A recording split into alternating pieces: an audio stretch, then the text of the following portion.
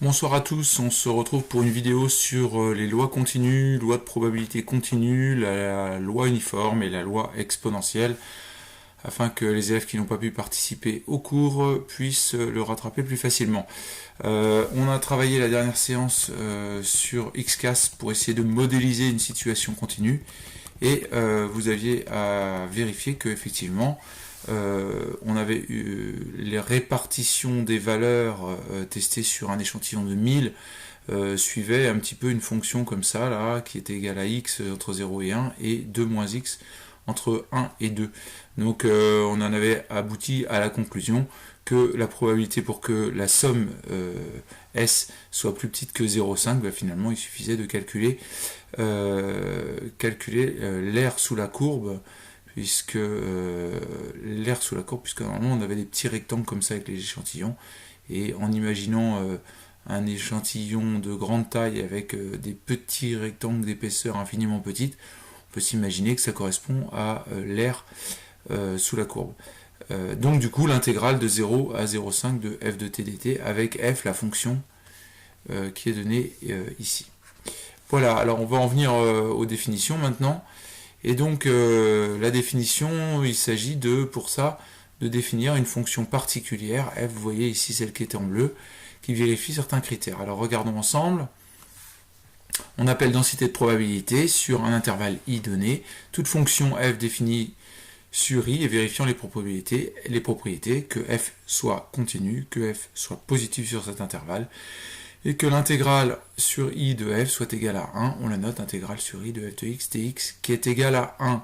En fait, ça correspond à la notion, si déjà en amont, on a imaginé que l'aire sous la courbe représentait la probabilité, et bien si on est sur l'ensemble de l'intervalle, ça reviendrait à dire que la probabilité de oméga doit être égale à 1. Sous-entendu, l'intégrale sur i de tout l'ensemble de f de x dx est égal à 1. Donc vous voyez, si on veut que la fonction modélise bien l'expérience, eh bien, il faut qu'elle vérifie ces trois conditions. Bon, qu'elle soit positive si on veut parler d'air, on en a parlé dans le cours sur les probas, et qu'elle soit continue, bah, ce serait bizarre que imaginer qu'une fonction ne soit pas continue. Hop là, j'y vais vraiment en mode rapide. Imaginez une fonction qui fasse ça, et hop là, et elle repart plus haut.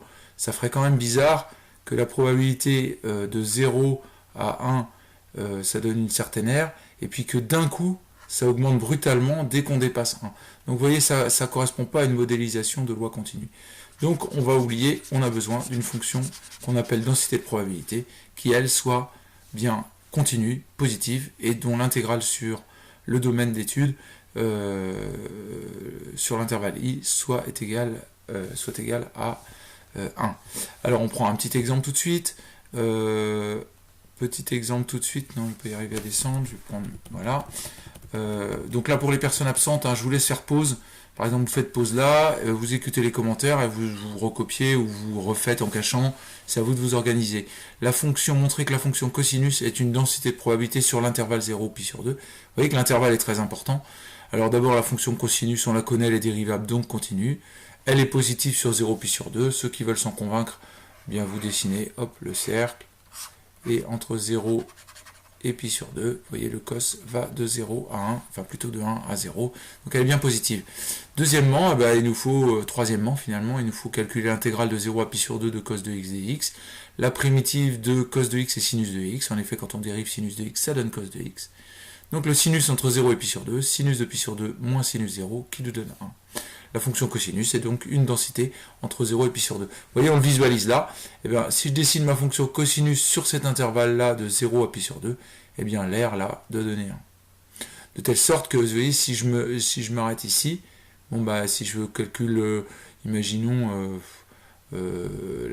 l'intégrale la probabilité pour que x soit inférieur à 0,2 avec cette loi, eh bien, on puisse calculer une aire qui soit pas égale, qui soit inférieure à 1. Voilà, bon c'est pas tout à fait droit là, mais vous m'aurez compris. Voilà. Deuxième situation, cette fois-ci on cherche une valeur alpha, telle que x plus alpha soit une densité de probabilité. Alors d'abord, elle est bien continue parce que c'est une fonction affine. Elle est positive, dire qu'elle soit positive, puisque x est entre 0 et 1, ça voudrait dire que x plus alpha est entre alpha et alpha plus 1. Et pour qu'elle soit positive, tout le temps, il faut que alpha soit supérieur à 0. Alors à partir de là, on va quand même vérifier à quelles conditions pour alpha l'intégrale entre 0 et 1 de x plus alpha dx soit égale à 1. Alors la primitive de x, 1 demi de x carré, la primitive de alpha, alpha x, entre 0 et 1, puis en faisant le calcul, on obtient 1. Donc ce qui nous donne 1 demi plus alpha est égal à 1, donc alpha est égal à 1 moins 1 demi, c'est-à-dire 1 demi. On peut donc dire que f est une densité de probabilité lorsque alpha est égal à 1 demi. Voilà. Rapide commentaire, je vous laisse faire pause et prendre note. On se retrouve après la pause. Je continue donc, soit i un intervalle et f une densité de probabilité, eh bien on appelle variable aléatoire, la variable aléatoire x suit une loi de probabilité de densité f sur l'intervalle i, si pour tout intervalle AB, la probabilité pour que x soit entre a et b, qu'on note comme ceci ou comme cela, correspond à l'aire sous la courbe entre a et b pour la fonction densité, c'est-à-dire intégrale entre a et b de f de x dx, qui nous donne cette probabilité. Alors remarque, P de A compris entre A et B correspond à l'aire sous la courbe, je viens de le dire, l'axe des abscisses, l'aire, alors on va reformuler les choses, est égal à l'aire du domaine compris entre la courbe, l'axe des abscisses d'une part, et les droites d'équation x égale A et x égale B d'autre part. Alors prenons un exemple, avec la densité définie ci-dessous, on obtient la loi de probabilité de densité cosinus x sur 0 pi sur 2, puis si je vous demande p de x entre 0 et 1, vous voyez avec cette propriété-là, eh bien p de x entre 0 et 1, ça nous donne l'intégrale entre 0 et 1 de cos de x dx, donc ça fait sinus de x entre 0 et 1 quand on prend la primitive, sinus de 1 moins sinus de 0, qui donne 1. Je continue, si on vous demande entre pi sur 3 et pi sur 4, alors faut faire gaffe, parce que pi sur 3 et pi sur 4 sont bien compris entre 0 et 1, puisque pi c'est 3,14, pi sur 3 ça donne 1, quelque chose, donc on est bien dedans. Vous voyez, si je vous avais demandé probabilité pour que x appartienne à 1 demi 5, vous voyez, probabilité pour que x appartienne à l'intervalle 1 demi 5, bon en fait, sachant que x de toute façon est entre 0 et pi sur 2, ça aura été égal à la probabilité pour que x, alors c'est bien grand X là ici, grand X appartienne à l'intervalle 1 demi 1. Vous voyez, on n'est pas limité là, on est limité par la borne supérieure de l'intervalle. Voilà, alors donc même chose, l'intégrale de pi sur 4 à pi sur 3 de cosinus de x qui nous donne sinus de pi sur 3 moins sinus pi sur 4, puis en prenant les valeurs exactes, on obtient ce résultat là. Voilà, je continue. Alors on va voir maintenant quelques propriétés, des propriétés particulières. La probabilité pour que x appartienne à tout le domaine est égale à 1. En effet, on retrouve l'intégrale de sur l'intervalle i de f de t dt, et ça, comme f est une densité, c'est bien foutu, c'est bien égal à 1. Alors deuxième chose étonnante, probabilité pour que x soit pile égal à 0, c'est intégrale de x0 à x0 de f de t dt, mais du coup, comme il n'y a plus d'air sous la courbe entre x0 et x0, eh bien cette intégrale-là vaut 0. Donc la probabilité de tomber pile sur une valeur vaut 0. Ce qui paraît un petit peu surprenant. Probabilité pour que x du coup soit compris entre a et b au sens large, du coup c'est égal à la probabilité pour que x soit compris strictement entre a et b. Finalement, les bornes n'ont peu d'intérêt, est-ce que ce soit large ou strict, eh bien c'est le même résultat étant donné que la probabilité des bords est égale à 0. Voilà, et p de x supérieur à a, c'est la même chose que p de x plus grand ou égal à a. Voilà, enfin dernière définition, on va parler de l'espérance. Alors je vous ai recopié ici la définition qu'on avait donnée d'une loi continue de l'espérance pour une loi discrète, pardon. C'était la somme des xi multiplié par p de x égale xi. Alors sur mon schéma, finalement, on peut dire que la probabilité, c'est comme si je disais que la probabilité, ça correspond à la valeur que j'ai ici, là. Et ça, c'est f de t. D'accord? Donc ici, on a t, et ici, on a f de t. Si on avait un graphique avec différentes valeurs, on aurait pour xi, x1, la probabilité, pour x2, la probabilité.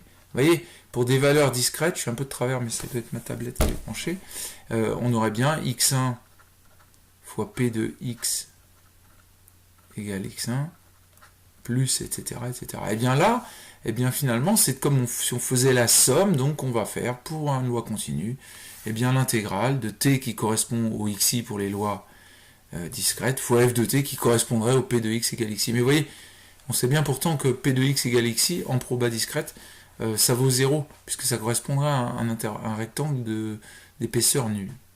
Voilà, donc définition à apprendre. Intégrale de tf de t dt pour l'espérance. Alors maintenant, on va voir des situations de loi particulières, loi continue particulière, à commencer la plus simple, ce qu'on appelle la loi uniforme. C'est l'idée que tout le monde a la même probabilité de sortie.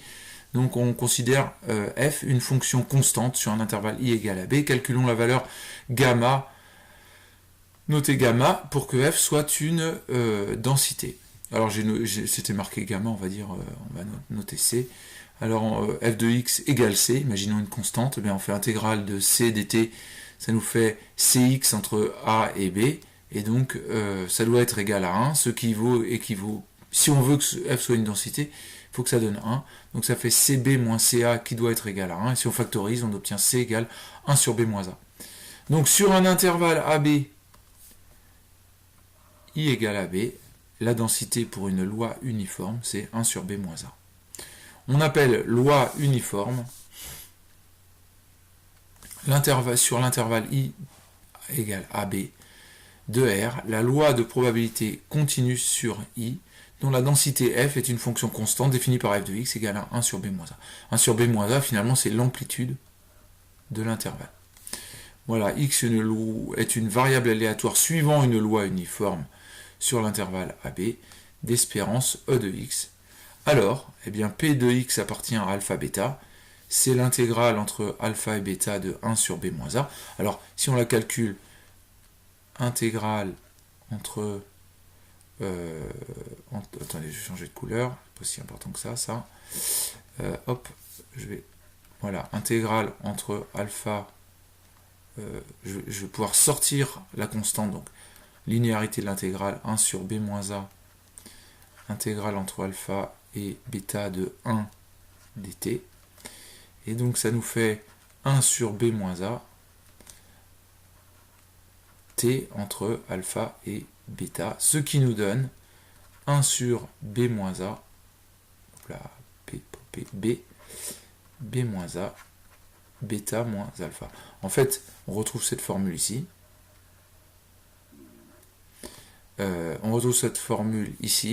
Et finalement on peut le résumer différemment en disant finalement c'est l'amplitude de l'intervalle recherché divisé par l'amplitude totale. En fait on fait un ratio, c'est assez intuitif finalement pour la loi uniforme. Imaginez votre loi uniforme là, clac, vous êtes entre A et B, vous avez ici la valeur 1 sur B moins A, et donc si vous voulez aller entre quelle est la probabilité de tomber entre alpha et bêta, bah c'est le ratio entre la surface là et la surface totale que je vais dessiner ici en vert. Donc ça nous donne bêta moins alpha sur B moins A. Donc on peut le comprendre assez facilement. Alors pour l'espérance, on a dit que c'était TF de T. Du coup, allons-y. Ça nous donne, je vais le redétailler ici, comme ça vous l'aurez directement. L'espérance, je vous l'avais dessous la démonstration, je vous l'ai faite déjà.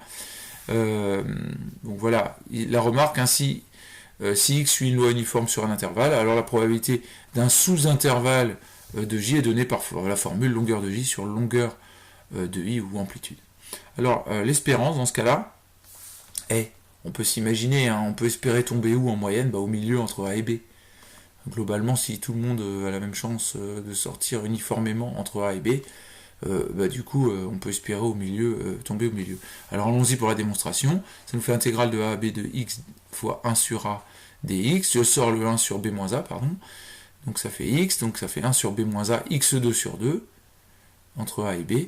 Et on obtient ainsi A carré moins B carré moins A carré sur 2, qui se factorise en B moins A facteur de B plus A. Les B moins A sautent, il nous reste A plus B sur 2. Donc c'est rassurant de voir ce que l'intuition nous donnerait, que l'espérance est comprise le milieu entre A et B dans le cas d'une loi uniforme, correspond à l'intuition et correspond au calcul de la définition qui a été donnée. Voilà, alors des petites situations, imaginons, on choisit un nombre réel au hasard parmi l'intervalle 1, 4. Voilà, vous voyez bien, on va tirer au hasard. La formulation de la question nous incite à dire que on sera sur le cas d'une loi uniforme sur l'intervalle 1, 4. Donc donner une modélisation de x, le nombre choisi au hasard entre 1 et 4, donc x suit une loi uniforme sur l'intervalle AB égale intervalle 1, 4. Attention, c'est important, si on décrit la loi uniforme, c'est de décrire sur quel intervalle. Je vais essayer de faire ça un petit peu mieux. Sur quel intervalle est-ce que ça se passe? Alors la densité c'est 1 sur 4 moins 1, 1 sur b moins 1, 1 tiers, et donc p de x égale 3, c'est intégrale de 3 à 3 de 1 tiers des t, mais ça on a compris, ça fait 0. P de x entre 2 et pi, alors pi c'est 3,14, donc je suis bien dans l'intervalle, 2 c'est 2, c'est bien entre 1 et 4, donc ça nous fait bien l'intégrale entre 2 et pi de 1 tiers des t, donc ça nous fait pi moins 2 sur 3, ce qui correspond à la formule qu'on a établie tout à l'heure. Je voulais la refaire, parce que pour certains, c'est l'occasion de bosser les intégrales, donc vous pouvez aussi refaire le calcul à chaque fois, pi moins 2 sur 3. Voilà, alors deuxième situation, on imagine que voilà, un métro passe toutes les 6 minutes sur une station, x le temps d'attente en minutes, le temps de d'attente varie de 0 à 6, puis comme on n'a rien d'autre comme information, on suppose que ça suit une loi uniforme. Quelle est la probabilité pour que cette personne arrive attendre entre 3 et 5 minutes? Bon, on peut dire que x suit une loi uniforme de densité f de t est égal à 1 sur 6 moins 0, donc 1 sixième. Et puis si je cherche probabilité qu'elle attende entre 3 et 5 minutes, du coup c'est l'amplitude d'attendre entre 3 et 5 sur l'amplitude totale, donc j'ai dit une bêtise là, 5 moins 3, ce qui nous donne 2. 2 sur 6, c'est-à-dire un tiers. Il y a une chance sur 3 d'attendre entre 3 et 6 minutes. Bon, ça correspond. De 3 à 6, il y a 2. De 0 à 6, il y a 6. Donc 2 sur 6, un tiers. Voilà, donc cette loi-là, vraiment, elle est assez simple. Et en fin de compte, c'est vraiment la seule loi continue. On ne vous donnera pas à l'avance de quelle loi il s'agit. Voilà, le mot-clé, c'est au hasard, une valeur entre temps et temps. Vous voyez. Ok, on va passer à une autre loi un petit peu particulière, cette fois-ci qui sera toujours donnée, et ce qu'on appelle la loi exponentielle. Alors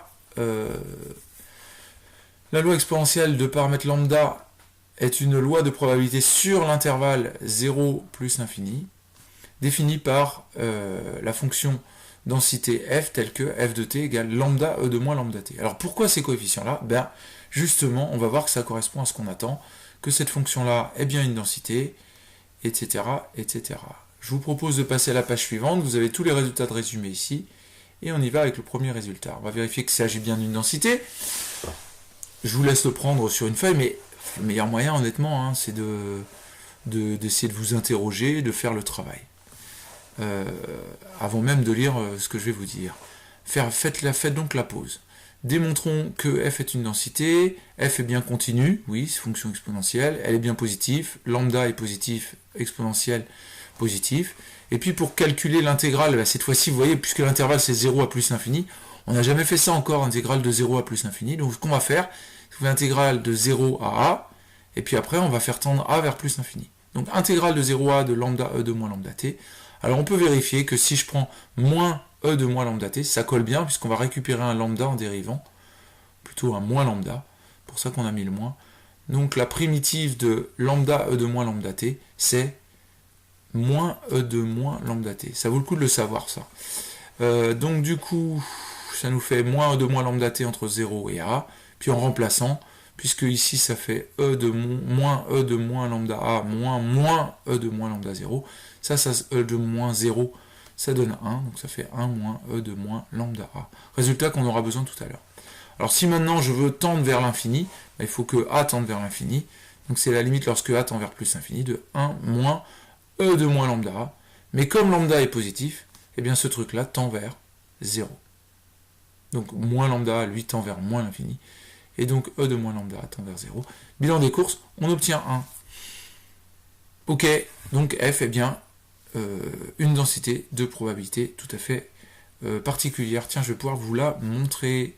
Je l'ai préparée ici. Vous voyez cette courbe E de moins lambda avec lambda positif. Alors, plutôt lambda E de moins lambda, d'ailleurs que j'ai tapé ici, vous voyez, vous la trouvez ici, lambda E de moins lambda avec des coefs particuliers. Voilà, et puis regardez ce qui se passe quand je modifie mon lambda. Et bien vous voyez, si je veux que l'air, tout cet air-là soit égal à 1, et bien automatiquement, si j'augmente mon lambda, elle va se tasser de manière à se conserver une aire totale à 1. Puis si je descends, et bien vous voyez, elle va de manière, vous voyez, là, elle va se transformer la courbe pour obtenir une aire totale qui sera toujours à 1. Donc plus lambda va être haut, et plus ça va descendre vite, de manière à préserver le 1 de la densité. Voilà, on reprend. Alors, deuxièmement, P de x inférieur ou égal à A, c'est intégrale de 0 à A de lambda E de moins lambda t. Mais vous voyez, on vient de le faire ici, là. Donc on peut apprendre, il y en a qui apprennent directement la formule, x inférieur à A, c'est 1 moins E de moins lambda A. C'est hyper pratique, il n'y a pas besoin de refaire le calcul de l'intégrale à chaque fois. D'autres préfèrent ne pas apprendre, et puis du coup, apprennent par cœur, refont l'intégrale à chaque fois. P de x supérieur ou égal à A, c'est la même chose que strictement plus grand que A. Donc du coup, c'est le contraire de P de x inférieur ou égal à A. Et donc P de x inférieur ou égal à A, on vient de le calculer, ça fait 1 moins tout ça. Mais les 1 vont sauter, on récupère un plus, ça nous fait E de moins lambda A. Alors ça c'est super intéressant parce que c'est avec ça qu'on calcule, quoi. Moi je retiens toujours avec l'exponentielle, c'est quand c'est plus grand, c'est E de moins lambda A. Puis quand c'est plus petit, c'est l'événement contraire, du coup 1 moins E de moins lambda A. Donc celle-là elle est importante. Je vous en donnerai une autre tout à l'heure entre A et B. Voilà, qu'est-ce que je peux vous dire? Ah oui, on dit que c'est une loi sans vieillissement. Alors c'est quoi ce gros mot-là? Comment je vais vous dire ça? On va supposer qu'on part à 0 ici.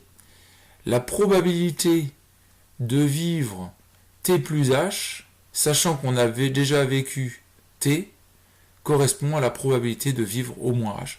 On dit que c'est une loi sans vieillissement. C'est comme si on n'avait pas vécu les t premières années. Alors peut-être que mon schéma est un peu mal fait là, parce que je vais reprendre un autre. Parce qu'en fait, vous voyez, je suis au milieu là pour t. Donc si je reprenais je reprends un petit schéma. Donc si je prends 0 ici et mettons h ici, là imaginons que je sois à t, du coup ici je suis à t plus h, eh bien la probabilité de vivre jusque là, sachant qu'on a déjà vécu là, c'est la même que la probabilité de vivre les h premières périodes. Alors on dit durée de vie sans vieillissement. Imaginons maintenant que ce soit, alors c'est complètement contradictoire pour la vie d'un homme, parce que imaginons probabilité que sachant qu'une personne a vécu 90 ans, qu'elle vive une année de plus, 91 ans, c'est la même que la probabilité qu'elle vive juste une année. Donc ça pour nous c'est un peu bizarre, on sait bien que la probabilité de vivre une année de plus quand on est nouveau-né, pas forcément la même que de passer de 90 à 91. Mais par exemple sur la décomposition d'un atome radioactif, c'est cette loi qui réagit. Alors voyons voir comment ça donne. Eh bien là on a une loi conditionnelle, P de A sachant B, c'est P de A inter B sur P de B. Donc on écrit ça, et puis l'intersection des deux, vous le voyez en rouge, P de T plus grand que T plus H en intersection avec T plus grand que H, où est-ce qu'il y a les deux en même temps? C'est lorsque X est plus grand que T plus H. Donc on résume ça à celui-là. On ne peut pas simplifier, vous voyez. On résume ça à ça, on réécrit la formule, je vous ai dit tout à l'heure que plus grand c'était cool, c'est E de moins lambda A, donc ça fait E de moins lambda T plus H sur E de moins lambda T.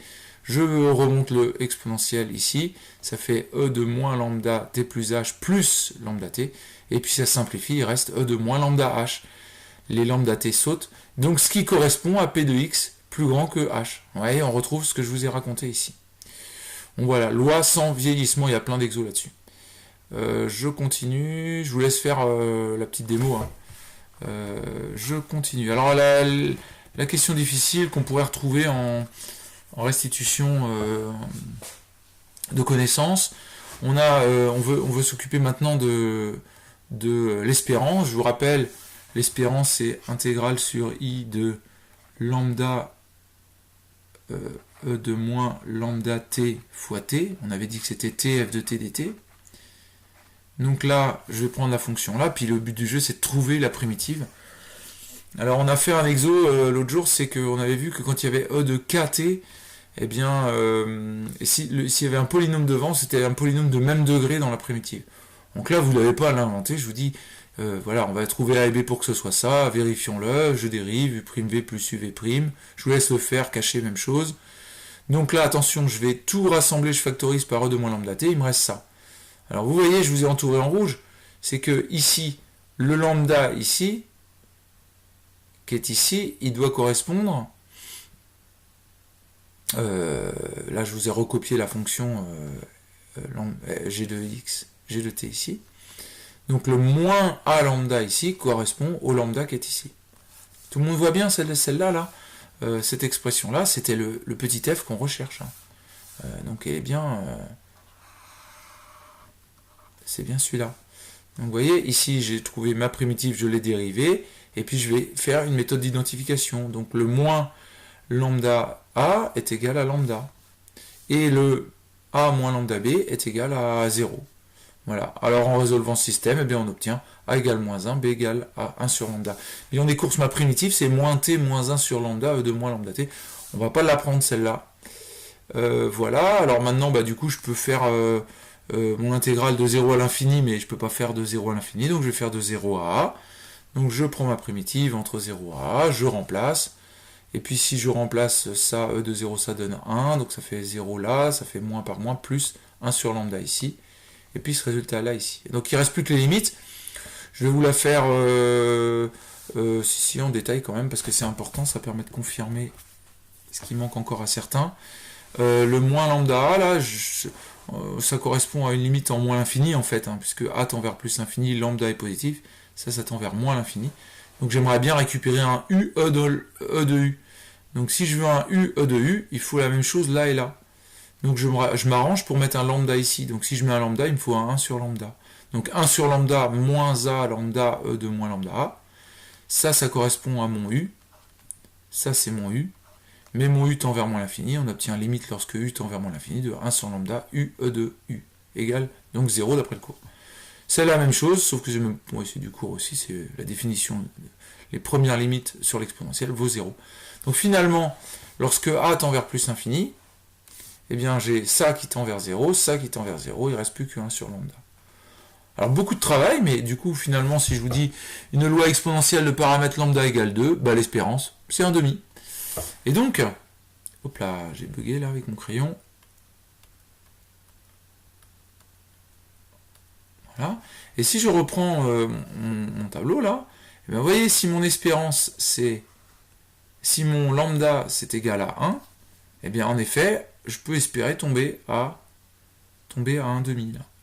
Si mon lambda augmente, je suis à 2, ben, si mon lambda égale 1, je peux essayer 1, ça fait 1 sur 1, donc je suis à l'espérance, c'est 1.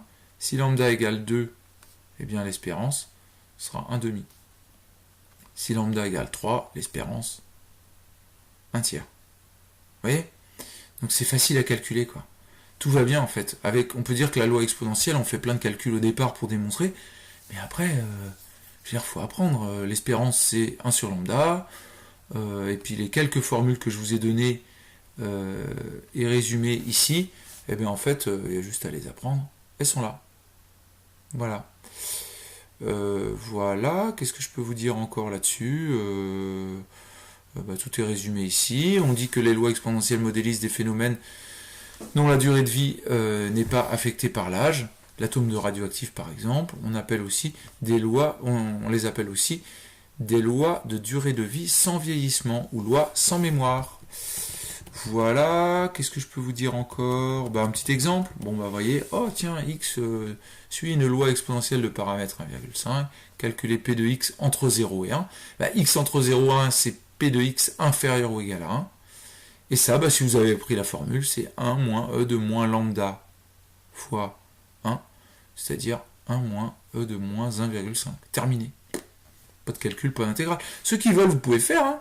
Si vous le souhaitez, vous faites égal intégrale entre 0 et 1 de lambda e de moins lambda t dt, qui est égal à intégrale entre 0 et 1 de donc 1,5 e de moins 1,5 t dt, qui est égal, alors là ça vaut le coup de faire moins e de moins 1,5 t entre 0 et 1, etc. Et on tombe sur le résultat. Ça, vous pouvez le refaire à chaque fois. Bah, d'ailleurs, je viens de le dire, en plus, je vous l'avais écrit. Je suis doué. Je continue. Deuxième exercice. Voilà, on suppose que la durée de vie en année X d'une voiture suit une loi exponentielle de paramètre 0,1. Calculer la probabilité pour qu'une voiture dépasse 10 ans de durée de vie, c'est-à-dire la durée de vie est plus grande que 10, donc P de X supérieur à 10, E de moins lambda A, boum, fait E de moins lambda fois 10, E de moins 0,1 fois 10, E de moins 1. Terminé. Vous voyez, ça se passe assez simplement. Je vous dis pas que tous les exercices sont simples, mais franchement là, entre guillemets, il n'y a pas besoin de calculatrice. Je crois que vos calculatrices, elles doivent avoir un mode exponentiel. Est-ce que ça vaut vraiment le coup Je ne pense pas. Voilà, je vais m'arrêter là. Je vous ferai un petit tuto d'exo corrigé, mais pas en vidéo cette fois-ci. Voilà, courage. Je vous envoie les numéros des exos.